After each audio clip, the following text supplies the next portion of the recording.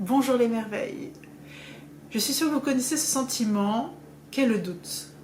Cette sensation dans notre corps, dans notre tête, que tout est séparé, qu'il faut choisir entre le cœur ou la raison, la logique ou autre chose, ou la créativité. Qu'il y a des choses bien à faire, mais que vous avez envie de faire autrement. J'en suis sûre que ce sentiment-là vous accompagne à longueur de journée. Je vois beaucoup de gens se prendre la tête pour faire ce qui est juste pour les autres. Faire ce qui est juste pour être en sécurité.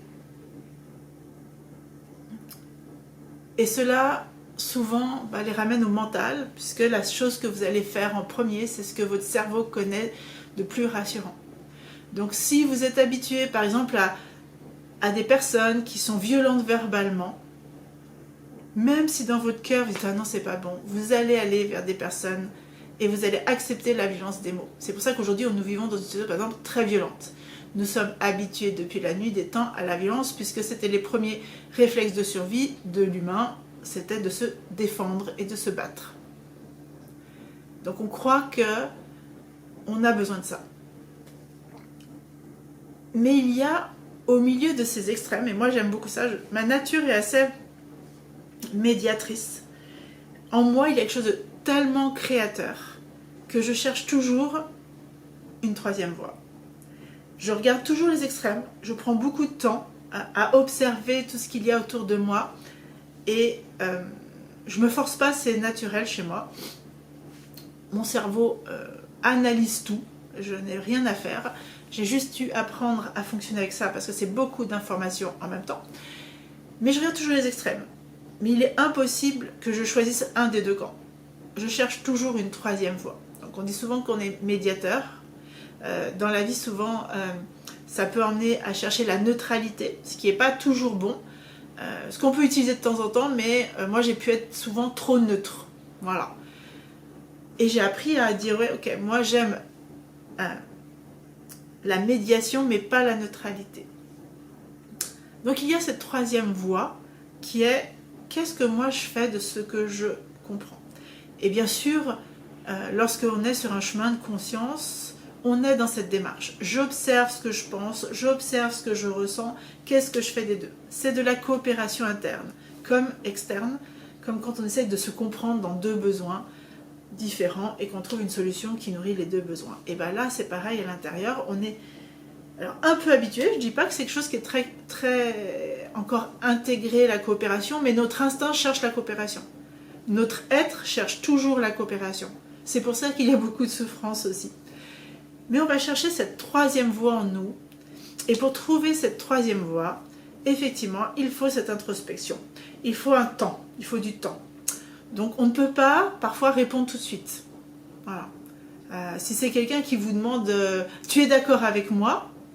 et que vous sentez qu'il y a une part de vous qui est d'accord, mais il y a une part de vous qui n'est pas d'accord, on peut dire « Alors, dans ce que tu dis, j'entends, ça résonne en moi sur des points, et pas d'autres, par exemple. » Et ça, c'est la reconnaissance personnelle de sa troisième voie. Et parfois, on dit « Oh, mais c'est quoi, toi ?» Je ne pourrais pas te dire là. Voilà. Mais ça, on peut le faire avec soi-même. Quand on a des choix à faire dans notre quotidien, c'est vraiment pour des petites choses, des fois, parce qu'on est tellement habitué à devoir répondre vite, parce que c'est ça, surtout, la difficulté de l'être humain, c'est qu'on nous a appris à faire vite, à devoir avoir la bonne réponse, à devoir tout savoir. C'est-à-dire que quand on voit à l'école, respect au corps enseignant, mais aujourd'hui on est dans un système qui dit qu'on rentre à l'école et l'enfant doit savoir presque déjà. Non, on est à l'école pour apprendre. Donc si au bout d'une année, on doit avoir fini la fin d'année, on doit avoir acquis des choses. Mais si l'enfant il n'a pas acquis, est-ce que c'est grave ou est-ce qu'il a besoin d'un petit peu plus de temps? Non, il faut des bons résultats.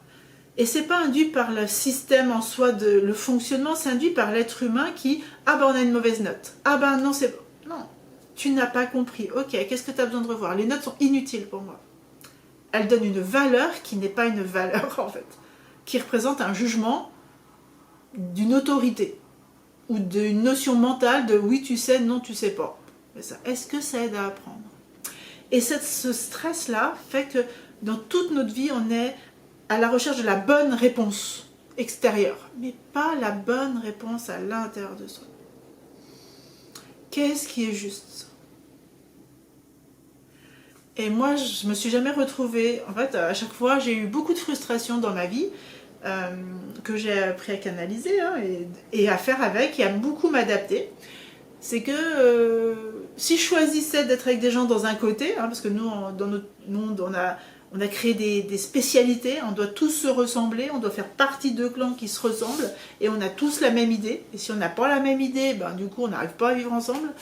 Donc pour moi, c'est hallucinant. Je suis sidérée de ce mode, pour moi, très archaïque, ancien. Il a vécu, il avait du sens, il nous a permis d'être là, mais il est quand même très archaïque au niveau de la conscience, de l'intelligence humaine. Moi, je me suis jamais retrouvée de nulle part.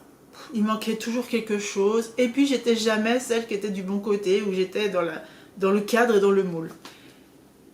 Mais j'ai compris assez tardivement, dans mon chemin de croissance, dans les développements aussi de mon humaine, parce que mon âme, elle savait ce qu'elle voulait. Mais j'avais du mal à l'appliquer dans cette société, cette troisième voie. Et quand je la choisissais, il y avait beaucoup de conséquences pour moi. Parce que je ne suis jamais pareille que les autres, je ne fais pas les mêmes choix, je ne me moule pas.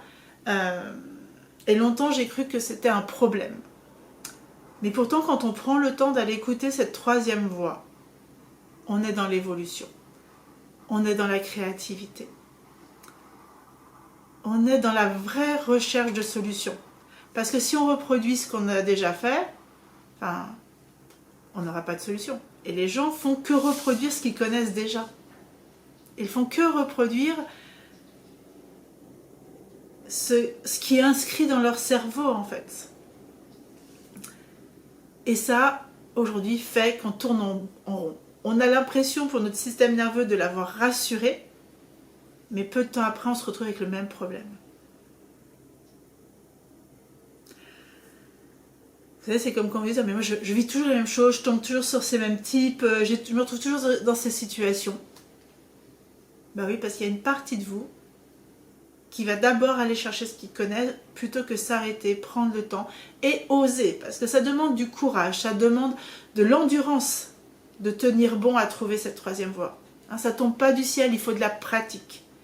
L'introspection, souvent on dit oui, c'est pour les gens qui sont dépressifs. Moi, combien de fois on m'a dit « mais t'as pas autre chose à faire que de prendre la tête avec ça ?» Et moi, au début, je croyais que je me prenais trop la tête. Mais non. Je cherchais à ouvrir mon cœur, à aller chercher cette troisième voie pour moi me sentir satisfaite. Alors au début je me jugeais, parce qu'on m'a appris à me juger, puis assez rapidement, dans les premières années de ce chemin de conscience, j'ai lâché. Alors il était toujours un peu présent, ça a mis du temps de complètement lâcher, on ne défait pas 20 ans de formatage social, familial aussi, et collectif, comme ça. Notre cerveau il s'ancre fort, 20 ans c'est une grosse... il y a un gros programme de... Mais j'ai mis bien 10 ans pour me dire, mais moi je fais ce que je veux. Je fais comme je le sens. Par contre, j'apprends à le dire aux gens, je respecte la différence des gens. Donc j'ai fait plein de choses pour ça. C'est vrai que j'ai pris soin de mon être, de cette troisième voix en moi, qui hurlait tout le temps, et de comment vivre ça avec les autres. Ça n'a pas été tout repos, mais c'est une discipline. Et donc l'introspection, je reviens à mon mouton. Voilà mon système en arborescence. C'est que... oui, c'est pas parce qu'on est fou ou c'est pas parce qu'on a des problèmes qu'on fait de l'introspection. C'est pour entendre cette troisième voix. C'est pour entendre des choses qui nous font évoluer, où on se sent heureux, où on est dans notre joie personnelle, dans notre pureté unique. Donc la troisième voie du doute, c'est d'observer le doute et de revenir à ce que vous ressentez et ce que vous désirez. C'est venir dans le grand soi. C'est pas le petit soi qui dit « Ah, la vie est dure, on ne me regarde pas. » Ok, vous pouvez l'écouter, il ne faut jamais rejeter ce petit soi. Parce que ce petit soi, il vous raconte plein d'histoires. Mais une fois que vous l'avez écouté, ok, j'entends ça, je pleure, je crie, je fais ce que j'ai à faire pour ce petit soi. Donc cette part terrienne qui a vécu des choses et qui sabote le grand soi, parce que le grand soi peut être là tout le temps, il est là tout le temps, l'âme, elle est tout le temps connectée, nous naissons incarnés avec cette grande conscience divine, qu'on fait partie de ce tout, hein, qu'on est relié à tout, mais l'humain, il doit retrouver ça en lui, il doit s'en rappeler pour pouvoir l'utiliser le plus possible. Et donc la troisième voie du doute, c'est je vais prendre soin du petit soi jusqu'à ce que le grand soi puisse reprendre la place et que le petit soi disparaisse et soit résilient et même un guide, parce que le petit soi, il a une leçon à nous apprendre. Il donne des leçons au grand soi, il lui rappelle qu'il est ce qu'il est, comme on ne se rappelle pas. Donc la troisième voie du doute, c'est l'écoute de soi. Et là, je vous en parle de façon aussi très grande, mais ça peut être sur toutes les petites choses de la vie.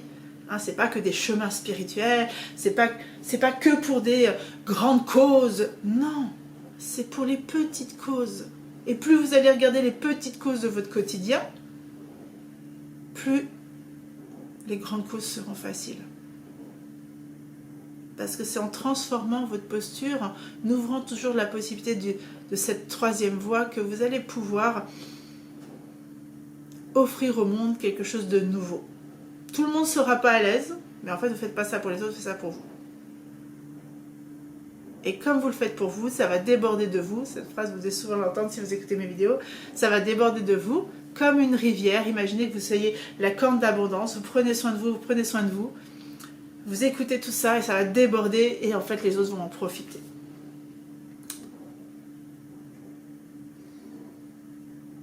Je ne sais pas comment ça résonne en vous. N'hésitez pas à partager en commentaire.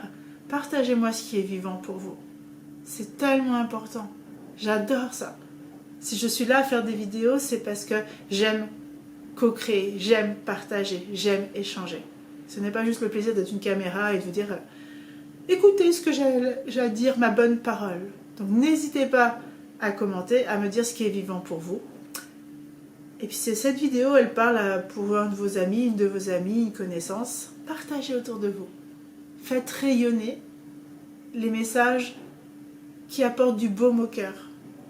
Et j'ai un petit peu la croyance que mes messages, ils apportent du baume au cœur et à l'âme.